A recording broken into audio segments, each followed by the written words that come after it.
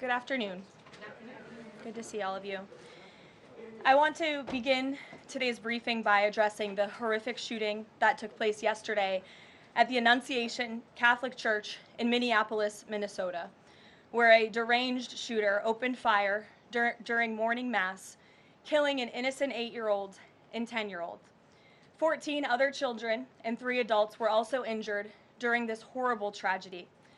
This was the first morning mass of the school year for these beautiful, innocent children, and this sacred religious service was desecrated by an evil monster.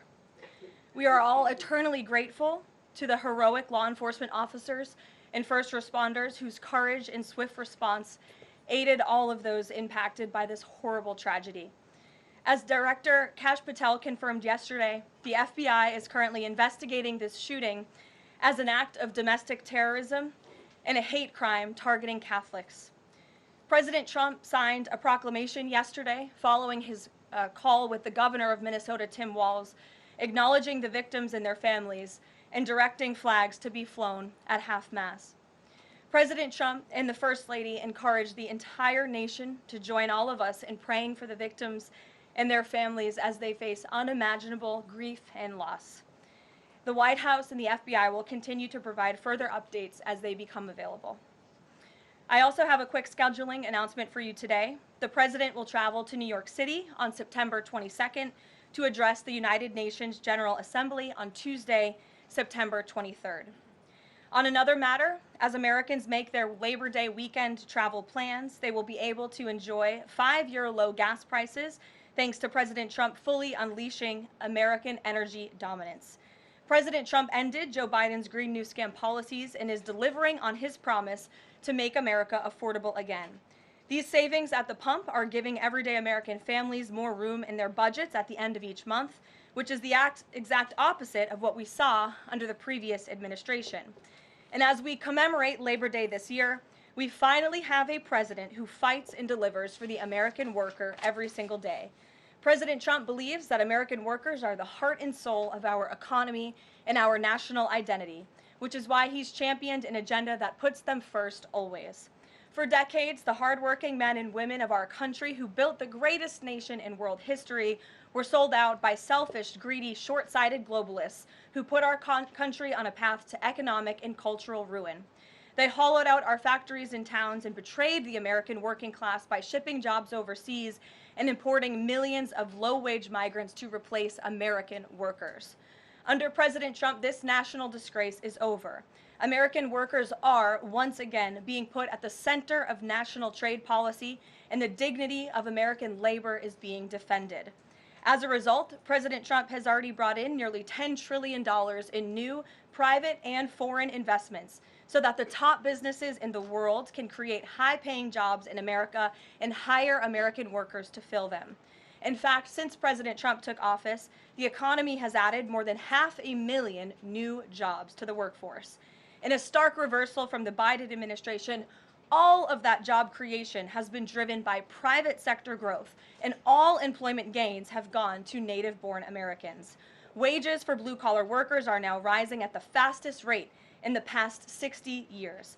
And the average American worker has already seen a $500 wage increase this year alone.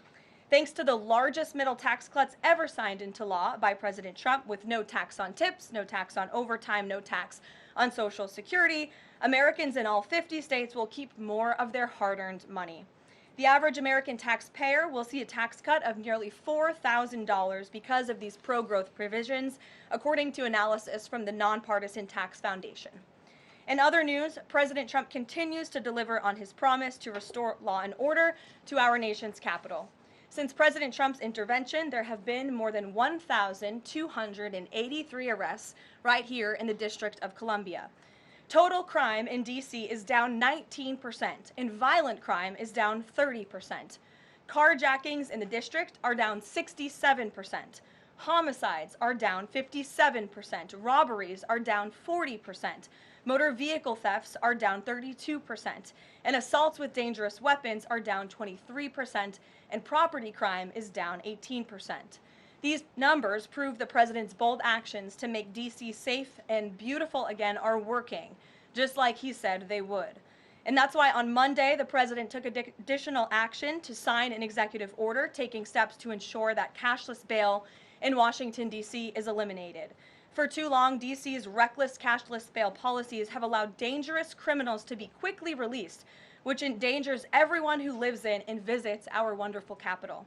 No cash bail has also foolishly forced law enforcement to repeatedly arrest the same offenders over and over again, only for them to be released back into our nation's capital. This is the definition of insanity, and the president is seeking to end it. He also signed a separate executive order addressing the crime emergency in D.C. by instructing the National Park Service to hire additional United States Park Police officers to support public safety, and directing the U.S. Attorney's Office for D.C. to hire additional prosecutors to focus solely on violent and property crimes. So while liberal Democrats across the country continue to double down on their failed soft on crime approach, the American people, including local D.C. leadership, business owners, and residents, are rallying behind President Trump's crime crackdown. According to new polling, 81% of Americans say crime is a major problem in large cities across the country. And a clear majority of Americans believe the president's actions are justified and necessary to reduce crime in these cities. Indu Bhatia, who runs a liquor store a half-mile from the White House here just down the street, is one of those Americans who are grateful for President Trump's public safety push. Indu recently told the New York Post that her store was robbed so many times that they had to spend exorbitant sums of money on security, jeopardizing her family's financial future. But thanks to President Trump's strong action, Indu said, quote, "All of my employees, including me, we feel much safer, and even our customers feel really happy when they walk into our store." And just yesterday, Washington, D.C. Mayor Muriel Bowser credited President Trump for surging federal law enforcement personnel and said neighborhoods, quote, "feel and are much safer." We thank Mayor Bowser for her cooperation and her willingness to help us make D.C. safe and beautiful. This entire effort has vindicated what President Trump and law and order advocates have been saying for years, and this is our message to Americans in Democrat-run cities nationwide. Decline is a choice. You don't have to live in constant fear of being robbed, raped, or murdered. Your leaders are lying to you, and they have been failing you for decades. The President Trump approach of upholding law and order by letting our brave men and women in blue actually do their jobs to aggressively fight crime works. In just a few weeks, President Trump has done more for D.C. residents than Democrats did in 50 years. And this can be replicated in other crime-ridden cities across the nation. As President Trump has said, all of these elected officials in charge have to do is pick up the phone and ask for the president and the federal government's help. President Trump doesn't care if they are a Republican or a Democrat leader. He wants Americans to be safe and for every law-abiding American citizen across the country to be able to thrive in their city and in their community. With that, I'll take questions. Here in our new media seat today, we have social media influencer, content creator, Brandon Tatum. Brandon, thank you so much for joining us today. Why don't you kick us off? Caroline, thank you so much for having me. I really appreciate it. And on behalf of everybody that follow me, the millions of people that follow me, I want to say thank you for making the sacrifice and dealing with some of the most disingenuous people on planet Earth at times. I have two questions. The first question is associated with the shooting that occurred the other day. And I want to ask the question of, we know that it's not a gun thing. Any rational person knows it's not a gun thing. We know it's a mental health issue. So I want to know from you, what is President Trump and the White House going to do to address mental health issues around the country associated with these shootings? And the second thing is Chicago. You know, anybody with, and I say with a connected brainstem, knows that Chicago's crime is out of control. And young black men are getting killed, laying dead in the middle of the streets every single day in Chicago. No president has addressed any of these issues. And so what is the White House going to do to address issues in their capacity to deal with the conflict and violence in Chicago? Sure. Well, to your first question about this shooting in Minnesota, right now, the administration is focused on helping the people of Minnesota. It's been less than a day, of course, since this tragedy happened. We have federal law enforcement on the ground assisting local law enforcement. This investigation is ongoing. There's still a lot of facts to understand about these circumstances, and so we're going to continue to do that. As for Chicago and cracking down on crime, it is a priority of this administration to ensure that American cities are safe again, and I'm so glad that you brought up the crime in Chicago, because we've been seeing the governor of Illinois parading out there saying that there's nothing wrong with Chicago. It's a great place to live. There's no crime there. He doesn't need President Trump's help. Well, I think the residents of Chicago beg to differ, and the statistics beg to differ. And I'll just share a few of those statistics with all of you. For 13 consecutive years, Chicago has had the most murders of any U.S. city. This is J.B. Pritzker's legacy, by the way. For 7 consecutive years, Chicago has had the highest murder rate among U.S. cities with more than 1 million people. In 2024, just last year, Chicago's murder rate per capita was 3 times higher than Los Angeles and nearly 5 times higher than New York City. That's more than double the murder rate in Islamabad and nearly 15 times more than Delhi. Out of Chicago's 147,899 reported crimes this year, that's how many crimes have been reported in Chicago since January 1st. There have only been arrests in 16% of them. These numbers are unacceptable. There have been more illegal guns recovered in Chicago than in New York City and Los Angeles combined. The number of reported motor vehicle thefts last year was more than double the number in 2021. And Chicago has also, just like DC, come under scrutiny over discrepancies in its homicide data reporting. So as bad as these numbers are, perhaps they are even worse. And this is Governor Pritzker's legacy. He should put politics aside. He should pick up the phone and call this president, who would be more than happy to do right by law-abiding American residents in the city of Chicago, and we hope that he will. Gabe, and thanks for being here, Brandon. Gabe. Carolyn, thank you so much. First on the firing of the CDC director. First, Sure. Who will replace her? And then also, overnight the White House said that she did not align with the president's agenda. Dr. Menard's attorneys say that she refused to rubber stamp unscientific, reckless directives and fire dedicated health experts.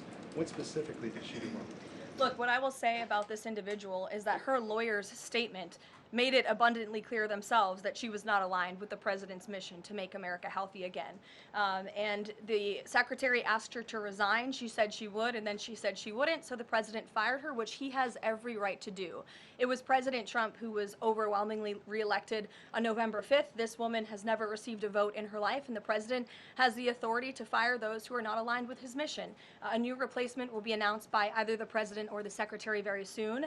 And the president and Secretary Kennedy are committed to restoring trust and transparency and credibility to the CDC by ensuring their leadership and their decisions are more public-facing, more accountable, strengthening our public health system, and restoring it to its core mission of protecting Americans from communicable diseases, investing in innovation to prevent, detect, and respond to future threats. That's the mission of the CDC, and we're going to make sure that folks that are in positions of leadership there are aligned with that mission. And briefly on another topic, alligator Alcatraz. Last week, a judge on an environmental concerns lawsuit said that the administration had 60 days to wind down operations there, state officials did.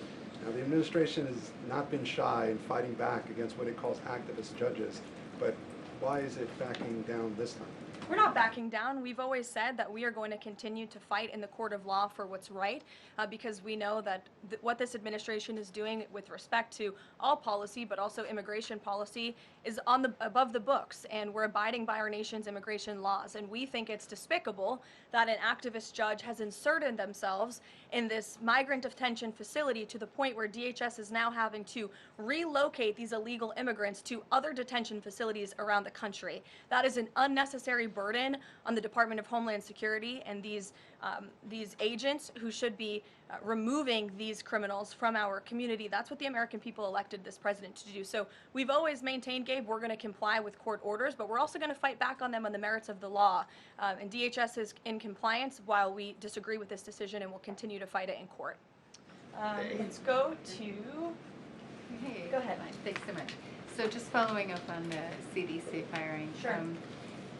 Are you anticipating other changes there at CDC in addition to that firing? And is the administration going through in a very sort of organized fashion? Is there a task force that's going through high-level appointees to see who is or isn't aligned with the mission? Like, should we expect more or changes? Not to my knowledge. I understand there were a few other individuals who resigned after the firing of Ms. Monarez.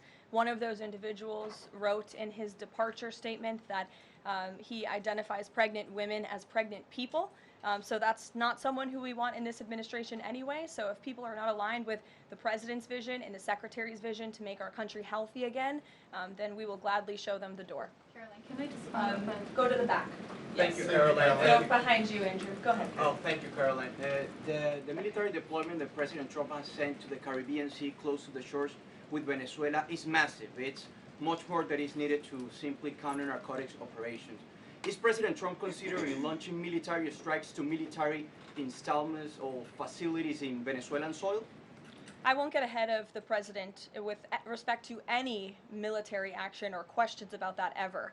But what I will tell you is that many Caribbean nations and many nations in the region have applauded the administration's counter-drug operations and efforts, and the president is prepared to use every element of American power to stop drugs from flooding into our country and to bring those responsible to justice. And as I've said from this podium before, the Maduro regime is not the legitimate government of Venezuela.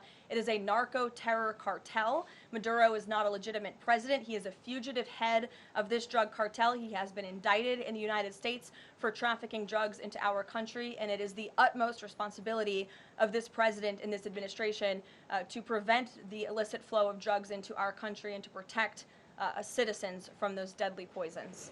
Reagan. Thanks, Caroline. I have two questions for you. Sure. Democrats, including former White House Press Secretary Jen Psaki and Minneapolis Mayor Jacob Frey, attacked prayer and pushed gun control in the aftermath of yesterday's shooting. What's the White House's response to their comments?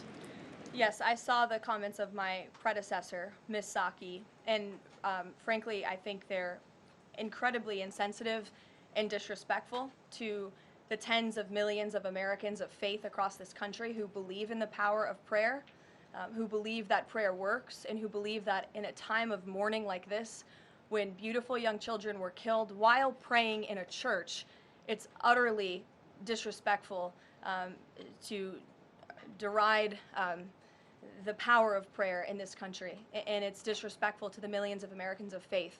And I would encourage Ms. Psaki to pray for these families themselves who need it right now more than ever.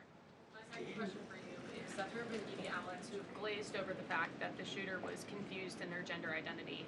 Does the administration believe that this element needs to be investigated in the shooting? All of the elements are being investigated in the shooting, absolutely. Which is why part of the reason the FBI director came out and immediately confirmed that facet of the investigation. John. Thanks a lot, Carolyn. Two questions on two separate issues. First of all, the drone and missile strikes that took place overnight in Ukraine. General Keith Kellogg, the president's special envoy, has described these attacks as egregious. Do you agree with that description, and do you view President Putin as an impediment to getting peace between these two countries? Well, it's not about if I agree, it's about what the president thinks, and I know what the president thinks because I talked to him about this. He was not happy about this news, but he was also not surprised. These are two countries that have been at war for a very long time. Russia launched this attack on Kyiv, and likewise, Ukraine recently dealt a blow to Russia's oil refineries. They have taken out, as a matter of fact, 20% of Russia's oil refinery capacity over the course of their attacks throughout the month of August. So the president is continuing to watch this intently, and this killing, unfortunately, will continue as long as the war continues, which is why the president wants it to end. And that's why he's worked harder than anyone to end this war, which would have never started if he were president. But perhaps both sides of this war are not ready to end it themselves. The president wants it to end, but the leaders of these two countries need it to end and want it to end, must want it to end as well. And I think the president will make some additional statements on this later. My second question has to do with, Carrie, I just had one more, if I may. It has to do with the president's intention to remove Lisa Cook as a member of the Federal Reserve Board. He is going or acting upon allegations that have been made by Trump administration official Bill Pulte. These are just allegations. She hasn't been convicted yet of any crime. Is the administration opposed to allowing Ms. Cook to have due process, to challenge what has been alleged against her? I believe she is challenging it. I believe she just filed a lawsuit today, and Mr. Pulte has deferred those allegations over to the Department of Justice to investigate them. What I will say is that you had these mortgage receipts very clearly shown to the president, and he has the cause that he needs to fire this individual. He laid it out in the letter that he provided to her and to the public as well. And so we'll continue to fight this battle. Carrie. Hi, Caroline. So the president just announced that he wants to have a convention right before the midterms next year. The DNC has countered that they too want to have a convention right before the midterms as well. What's the White House's response to that? And can you give us just a little bit of a hint or a tease here as to how the president envisions a convention in for the midterms? Look, the president put out a statement on this earlier today. I'll let him speak further on the plans that he envisions, but I think he's very proud of the accomplishments and the achievements of his administration, as he should be. The most secure border in United States history, a crackdown on crime here in our nation's capital, an attack or a reversal of the attack on our energy industry from the previous administration. As I just pointed out to you, gas prices today, this Labor Day, are the lowest they've been since Labor Day in 2020. Our economy is bringing in trillions of dollars in revenue from all over the world again. So there's so much for Republicans and for the president and for Americans across the country to be proud of, and I think the president wants to see that celebrated. But for any further details on this as they come, we'll provide you with them. Iris. Thank you, Caroline. Two questions on the shooting. What's the administration's message to some concerned parents across the country who might be now worried about their kids' safety in light of the latest incident?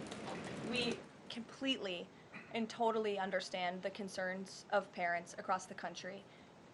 This tragedy it's heartbreaking. As a parent myself, there are no words to describe just the heartbreak that these families must be enduring, which is why the president and the first lady have encouraged everyone to continue to pray for these families and these victims. And it's why this administration is focused on removing public safety threats from our communities. And in fact, I can share with all of you that last night in Washington, D.C., when arrests were being made, there was an arrest of a juvenile right here in D.C. in Ward 7 for threats to kidnap and injure, receiving stolen property, possession of a large capacity feeding device, unlawful possession of firearms and ammunition. A search warrant was executed, 7 firearms were recovered, and the juvenile was arrested after an investigation was initiated based on social media posts allegedly threatening violence towards a school. So this was a juvenile who was a risk to not just himself, but the community here in Washington, and he was removed from the community last night because of the law enforcement efforts of this administration. And I would also point to the statement of our wonderful First Lady that she released yesterday. She wrote, "The tragic mass killing in Minnesota illuminates the need for preemptive intervention in identifying school shooters. Early warning signs are often evident, with many individuals exhibiting concerning behaviors and making violent threats online prior to their actions. We encourage all Americans, as the old saying goes, if you see something, say something. If you see warning signs or threats, report it to law enforcement." This administration, federal law enforcement, will take those reports and those threats seriously. They will be treated as a law enforcement emergency, and we will act accordingly. And on the First Lady's statement, would the administration consider ramping up resources on these fronts to parents and schools across the country to help them look into these signs and prevent more tragedies? It's a very fair question, Iris. As for any potential future policy decisions or funding questions, it's just been over 24 hours since this tragedy occurred. Right now we're focused on the FBI and their investigation and uncovering all the facts, and we'll leave those very important policy discussions to another day. Thank you, Caroline. Go ahead. Megan. I had a question about the Lisa Cook lawsuit that you mentioned. Does the president plan to wait until that lawsuit is resolved to appoint her replacement? I will leave that to the president to make that decision in that announcement himself. Brian. Thank you, Caroline. 2 questions.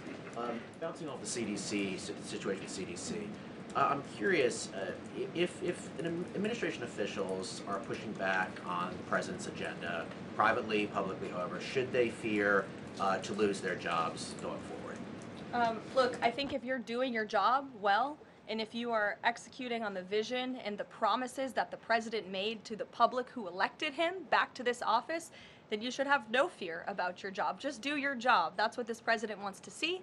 He wants to see people solving problems. He wants to see the people who have the privilege of serving the American taxpayer and the federal government abiding by the wishes of the American taxpayers who overwhelmingly reelected him in this cabinet to make America great again, or in this case, make America healthy again. On the Intel deal, where the U.S. got a stake in that company, there's two things I want to ask about that. The first is, what did the U.S. get back in return for that deal? And the second thing is, what are the future plans for giving any form of money to another company? It could be through the CHIPS Act, like this deal, or some other form of funds. What are the plans there by this White House administration? Well, look, as you know, Brian, very well, because you cover it often, the Intel deal is still being ironed out by the Department of Commerce. The T's are still being crossed, the I's are still being dotted. It's very much still under discussion. But the president's thinking, I can share with you, is certainly to ensure that the United States government is making our country wealthy again and is benefiting from some of these deals. And it's a creative solution. I know it's outside the box thinking, which is uncommon in this city, but it's something that he proposed and something that the Secretary of Commerce is working on putting into action. Mary. Thanks, Caroline. I have a couple questions on the shooting yesterday. The first one, this is the second shooting involving a trans-identifying shooter who specifically targeted Christians and Catholic kids. What kind of consequences do the gender-affirming therapists, doctors, or even the parents of these shooters face after these types of shootings? Well, as for the parents and potential therapists in this case, again, all of that is still currently being investigated by the FBI. I know the Secretary of Health and Human Services this morning said that HHS is investigating perhaps links between some of these drugs and these prescription drugs that some of these minors may be taking and an increase in violence. And obviously we have mental health problems in this country that this administration and Secretary Kennedy will continue to speak out about in the work that we're doing to solve it. Thank you. And just to follow up, I've seen a lot of calls for action, among these lawmakers saying that we shouldn't just be praying. One that I've seen on the right actually is calls for the FBI to institute a new class of domestic terrorism that involves trans ideology. Is that something that the administration would support? I would have to check with the appropriate people on that. Daniel. Thank you, Caroline. We saw some new revised economic data come out today showing the U.S. economy grew at a 3.3% clip, largely buoyed by a surge in capex. What's the White House reaction to this, and is this sort of the president's vision beginning to come to life after the Big Beautiful Bill was passed in July? Yes, I mean, look, we did say that once the Big Beautiful Bill was signed into law, we're going to see the effects of this massive pro-growth piece of legislation. As I laid out for you as we head into the Labor Day weekend, there's many positive economic indicators that the American people can be hopeful about. But don't forget, we are reversing 4 years of reckless spending from the previous administration, of slamming regulations down the throats of American business owners and consumers across the country. But the administration is working very hard to unravel all of that and to ensure that small business owners and workers are thriving and that they have more money in their own pockets to spend. Thank you. Thanks so much, Caroline. Back on the CDC, there was reporting that some of the initial problems between RFK and the CDC director stemmed from miscommunications or differences on vaccine policy. So I wonder if you could just say whether or not the president believes that the COVID vaccine should be available to and covered by insurance for all Americans regardless of age and pre-existing conditions. What I will tell you is that the FDA recently revoked the emergency use authorizations for 3 COVID vaccinations while simultaneously greenlighting 4 new COVID-19 vaccines with 2025 and 2026 formulas. The reason for the revocation of that emergency use authorization is because obviously the COVID pandemic and the public health emergency is over. But just to correct the record, because there's been a lot of misinformation on this, the FDA's decision does not affect the availability of COVID vaccines for Americans who want them. We believe in individual choice. That's a promise both the president and the secretary have made, and it's a promise they have now delivered on. Question, if I could, Caroline. Second question, if I could. Sorry. I wonder if you could answer why the president hasn't acknowledged the shooting at CDC headquarters that took place earlier in August, where a police officer was killed, and it was reported that the motivation for the shooting was somebody who was really unhappy with the effects of the COVID vaccine. absolutely, we're very much aware of that shooting. The Secretary of Health and Human Services put out a statement immediately. He was in touch with the CDC, and he actually traveled to Georgia to assess the situation and to mourn with the people who work in that building there. So, go ahead. With respect to Labor Day, one of the most underrepresented groups right now are police officers. 30,000 police officers short in America right now. To Brandon's question, 1,300 short in Chicago, 3,000 short in New York, 500 short here in Washington, D.C. What can the White House, what can the President do to help recruitment of police officers? You've done well with the military and Border Patrol. What can be done to get more police officers on the streets of America? Well, the president has certainly been very successful in recruiting federal law enforcement. If you look at the ICE recruitment campaign that was led by he and our Secretary of Homeland Security, we've seen more than, I believe, 130,000 applicants to join ICE, which is just amazing. There's more applicants now than there are jobs to fill, and we're very grateful for that. Clearly, Americans want to serve their communities. They just need a leader who encourages them to do so. So maybe Governor Pritzker should spend less time demonizing the police, more time trying to recruit more police, and more time trying to call the President of the United States to get crime in his city under control. The President wants to allow law enforcement, whether it's state, local, federal, to do their jobs, to arrest criminals, to put them behind bars, and to remove public safety threats from American communities. He'll continue to do that. Thank you, guys. Thank you.